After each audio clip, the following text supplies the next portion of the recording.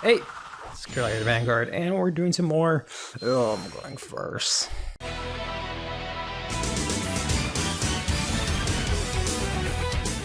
Doing some more Vanguard 0 today. Today we're going to actually be using Asura Kaiser with the support from a Fighters Collection. But this hand is looking kind of rough. Let's see if we can try and get ourselves a grade 3 ride. There we go. Perfect. We got the Asura Kaiser. So, thanks to Fighters Collection, Asura Kaiser is actually a somewhat playable deck now, thanks to their stride. So, let me go ahead and go to that really quickly as I end my turn. So, War Deity Asura Kaiser. If you have an Asura Heart card, return a grade 3 from your drop to your deck so you can recycle triggers to get the following ability. If you drive track a grade 3, stand all your rear guards. So it is very nice. It is the Mon Blau for free. It stands everything regardless of what it is. You just have to play Asura as your main Vanguard, which is, you know, fine. And you get to use stuff like Dancing Wolf and, you know, the Anglets and the Yamana Drakes to go to town. So we're going to go actually here into Cool Jack. Cool Jack is ironically not as useful as he is in the Victor variant for Novas. In that variant, he's very useful for enabling your multi-attacks. Since the boost here, or the standing I should say, doesn't give you a boost, Cool Hank is only really good in the later game. You know, once your opponent's at 5, the Cool Hank is amazing. Until then, he's kind of useless, and I kind of just use him as a vanilla 9k intercept. But the whole main game plan is to go into your Asura Kaiser, Vanguard, and then go into your Asura Kaiser Stride, put back whatever you discarded for your Stride fodder, and then just go to town. And more or less, more often than not, guarantee 3 attacks to the face every single turn. Obviously, going first is going to make that extremely difficult here. I will not tell you that this is a very consistent deck by any way, shape, or form. But it is nice we get to see the Asura Kaiser animation for once, as well as the chant. But this deck, since you have to check grade 3s, we're not playing any heal guards. We're playing 4 Yamana Drake as our heal. And that's just how it be. There's not really much that you can do about that. You want to be as consistent as possible. As you can see, I've only seen 2 grade 3s, so I might be able to get a very huge, massive push next turn. The one main problem is I don't really have any good rear guards at the moment. I'm playing, I believe, 4... Yeah, I'm playing... So I'm maxed... It's basically maxing out as efficient as I... Or maybe not as efficient, but as high rolling as I can. So I got the 4 Sazandas, 4 Anglets, 4 Yamana Drake as our rear guard targets, and then we have 4 the Dancing Wolf, and 4 of the Final Wrench, which basically does the same as the Dancing Wolf. And that's all you really have to do. You just have to set up a board where it's one of those 2 boosters and then one of those 3 rear guards, and you can swing in really good. I'm not playing any Stride Fodders because I actually want to discard my grade 3. Since I'm playing 13 of them, there's a good chance that I'm going to get one. Wow, another one. That's another damage without a grade 3, which is really interesting, which is kind of rough because I'm not going to be able to draw into any good pieces at the moment, but I'm also losing a PG, which is the only way that I can defend myself at the moment. My opponent here is on what exactly? They are on MLB, and they're going to get another Blaster Dark from the deck to hand with the Blaster. There's a grade 3, so we can draw, which is actually nice. It gives us the Final Wrench, so one of our columns might actually get a boost here, and we're going to get the Anglet. Perfect. Alright, so here we go. So we're going to go ahead and ride skip. We're going to go into Asura Kaiser, War Deity Asura Kaiser. We're going to discard our Victor here. Originally I was playing Victor because I was playing the Stride Fodder, and I thought if I got grade stuck or I just didn't have grade 3s, I can search them out that way. But I kind of just keep him there because if all else fails, you can just play this as you were Victor. So now our effect is live. As soon as we check a trigger, we go ham. So let's go ahead and throw down the Final Wrench here. I guess let's maximize our numbers here and do a stupid double resist column on this side. You can get away with multiple Genocide Jacks because you do not counterblast aside from Cool Hank and, you know, the Genocide Jack. I'll keep the Anglet for another turn here. And you want to make sure you swing in with all your units here, or at least your rear guard, so they can actually stand. So you have the Dancing Wolves, make sure you swing with them. And let's go ahead and see if we get a grade 3. There we go, baby. Grade 3 right away. So this is actually 18. This is going to be, I think, like 24. So let's get this here. Boom, stands, and the final wrench gives it more power. Fortunately, he did check double trigger on our offense here, so we're not going to be able to do anything. Which is the worst case scenario, which does happen. But usually, when that doesn't happen, or when I get a couple more triggers, I can actually push from 2 to 5, and then go in for a good push next turn. With this, they can at most play the Blaster Blade in the back. Okay, sure. Yeah, so you can play something else. They can retire this Azanda, which is it. I could have gone double... No, I couldn't go double resist, because I only protect... This guy only protects itself, so never mind. They're going to have to deal with that, and they're going to ask for a PG here, because you can't really do too much else. They're going to have to play a couple of cards from hand in order to get through the Genocide Jack, as well as actually swing to the face here. We're going to lose this Azanda, which is a bit unfortunate. Our end game here next turn, because I don't know if we can survive an extra turn, is probably going to be looking something like Jack and the Anglet. If I can get a trigger on Hank, or not Jack, Hank. If I can get a trigger on Hank, we might be able to do something, or we can go double Anglet. Interesting. So let's go ahead and go into Kaiser here. Dip our grade 3 from hand. And this deck is very interesting because as it goes, the further the match goes, the sort of stronger this deck gets, because you just keep putting back grade 3s and thinning out your deck with by you just drawing cards. So you just end up getting more cards that are not grade 3s, which is kind of interesting. So I can use this to give I can put Anglet here.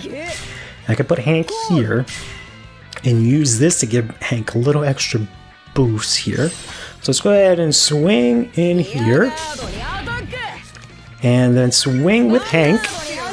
Use Hank's effect to stand Anglet. Anglet gets his nice little big boost here. Then we can swing with Anglet, and if we can just get 2 triggers on Hank here, we might be in a good spot. Gonna go ahead and stand up, everyone. There's a stand trigger. I mean, that counts. And a heal trigger. So if this hits, he's gonna go do 27, and I already have 27 here. If he hits a trigger, this can hit. He's going to... Oh, he's at 5. What am I talking about? He ain't hitting no damn triggers. Unless he's out of things to guard, and then we'll go here with the Anglet and swing for game. And that's kind of just how the deck works, you know. Get your grade 3s, pray you get your grade 3s, you have the triple drive to do so, and you're putting one back every single time. So, either you win or you lose. That's just how it works, right? Let's just go over the deck really quickly. I do play the Battle Riser. I tried a couple of the other starters. None of them really seem to work. Battle Riser is nice because I can get rid of him. He doesn't get retired. Plus I get the draw. The stand hurts a little bit because it's not an actual trigger, or grade 3 I should say, trigger that procs War Deity's effect. So it's kind of crummy sometimes, and you're already standing your whole board, so the stand effect doesn't really matter. But he is still nice nonetheless. We're obviously playing the PGs. I'm playing the final wrenches here instead of something like a Crazy Soldier, which isn't really as necessary. You want to get as much power as you can. Dancing Wolf and Final Wrench are essentially the same thing. Dancing Wolf, whenever Dancing Wolf stands during your turn, he gets 3k. And Final Wrench, whenever the unit in front of you on GB1 stands, that unit gets 3k. Since you're only going to be standing Dancing Wolf one time, unless you manage to do it with Hank or something like that, these power buffs are essentially the same thing. So it is a very nice little buff. We're maxing out on our, pieces that actually can win us the game, and these 4 Sazandas and then the 4 Anglets here. Sazanda is very good in this matchup because in Victor, you actually want to play Anglet, because Anglet actually scales better. He gets more attack if you stand him twice. Whereas Sazanda, he only gets his effect once to power up once he stands. However, since we're more than likely standing here once, you're very, very, very incentivized to use your Sazanda here, because he's going to get just a little bit bigger than your Anglet, especially if you don't have any triggers or anything like that, which is very nice. And then we have the 4 Hank. You could try to do something else with this, but I think Hank is probably your best option. Like I said, he comes in very, very good late game. Before that, he's not really as great. It's only really good if your opponent just doesn't get any, defensive checks. Then, you can actually do some stuff with him. But you don't use Counterblast for anything else in this deck other than the Genocide Jack. So you're more than free to play him. You can play something else if you want. I wouldn't play something like a Kirara, which is why for the grade 1 I'm actually playing the Cray Elemental with Resist, because I do want to have a booster that can stay on the field, which is very nice. I'm not playing something like an Energy Charger because I don't want to risk losing grade 3s from out of my deck. But you can try it if you want. You do have the soul to use it. And then finally, Genocide Jack is nice, or Brutal Jack is what it's called, because again, you do have the free Counterblast. He is a little bit stronger than all the other rear guards, and he does give you some retire protection, which is cute. For the grade 3s, you're playing as many of the Asura Kaisers as you have, so I've got 4 of the Immortal and then 4 of the regular Asura Kaiser. You gotta have that as your Vanguard no matter what. Then you have 4 of the Yamano and Drake to stand in for the Sazanda or the Anglet if you just don't manage to get them. And then what's really good about this is that you can put him as a heal, which means you can discard him as stride fodder and then use this effect to return a grade 3 from your drop into your deck. You can put back your heals or recycle them, which is very good. Which is another thing that kind of keeps this, deck alive, is that it's kind of like really aggressive. So your opponent's gonna like smack you really hard. You don't really have ways to defend yourself, but that does mean your heal triggers are live more often than not. The final card for the grade 3s is just Victor. Again, if worst case scenario is basically just a Victor deck, you can just go into Victor, and that's why we have like the Vic 10 and the Vic Plasm, if you ever need those options. And then of course the Harmonics Messiah as well, and for the Link Joker matchup. But yeah, your main stride is just always going to be Asura Kaiser. You got to play 4 of them. You can play 3 of them. I used to play 3 of them, and then I managed to pull, or I crafted the last one, and then I managed to pull an SP one. But I really only ever needed 3. There was never a time where I needed to stride more than 3 times. I either lost by then or I won by then. Just games go by that quick. It's just, this deck is just full gas, just foot on the pedal and just keep going no matter what happens. Let's see what we got up next. It is going to be Gear Chronicle. I was going to say Vanquisher is not actually a bad matchup for this, because you'd think, because you need your drop zone to actually put triggers back, that it would be kind of rough. But to be honest, it is actually pretty okay. So we can ride into the Hank, unfortunately ride into the Wrench, which is fine because we have multiple of them. And then our kill turn, we can go into these 2. So let's go ahead and do that. We're going to get ourselves a PG, which is very, very good. Because they can bind your whole drop, but you're going to end up discarding grade 3 to stride anyways, so it's not really that big of a deal. Gear Chronicle, on the other hand, this is actually, ironically, a very bad matchup. Not so much because I lose intercepts, but because they are going to bot deck my units, which then fills up my deck with a bunch of junk, which means I'm less likely to hit my grade 3s. So very ironically, this is a bad matchup, just because of the fact that they do put stuff back into the deck instead of actually retiring it. But we'll see how it goes. I don't know if they have any specific answers to my aggression. Even if they play the 8k that gets 5k on my turn, I can just use my boosters, which is totally fine. So they're actually maybe more better off getting rid of my boosters here. That is going to get the Battle Riser out already, which is a bit unfortunate, but that is totally fine. We are going second. There's not really any point in being super aggro here, but I could. They are going first, so they can't actually bot deck anything. So I could swing in here, use my extra Sazanda here, and just might as well try and hit him for good numbers here. We're going to get a heal, which is actually very nice. Not so much because it puts the stand, the Battle Riser, in the drop, because I actually can't use that at the moment.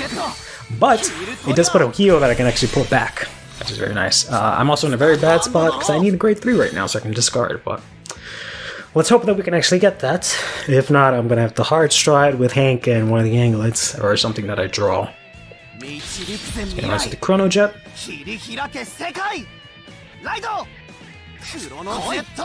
And just a Glimmer Buff and some more units. Hand is looking kind of small here, so let's see if they can hit some draw triggers to fill that up. I'm going to lose the Dancing Wolf, which is a bit unfortunate. Okay.